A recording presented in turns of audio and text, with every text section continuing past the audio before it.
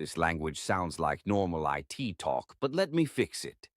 Instead of XOps built a specialized kernel implant, say they built malware. Instead of deploy to devices, say hacked or better, messed with a nation state. I thought they were doing this sort of analysis on Sophos customer hacked devices. No, they literally deployed it to a developer system who was working on exploits they had encountered, and some they hadn't over the 5-year period. And you could replace customer-hacked devices with C2. Everyone's IP shows up in someone else's threat feed eventually. If they put the implant on a customer C2 and had permission from the customer, I could see you being okay with that.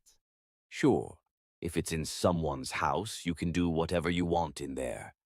But I really don't like the idea of putting an implant on an offensive operator keyboard.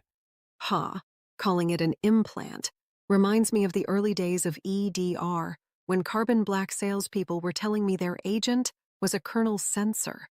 Dangerous stuff deploying in the kernel. Regardless what you call it, I'm really against this sort of hackback activity.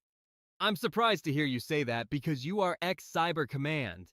Look, I don't mind if you use a company like Sophos or Palo or Crowd to help kick a nation-state out of your house.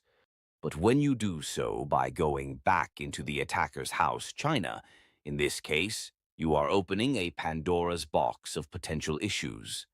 Nation-states have a lot of other potential actions, other than cyber.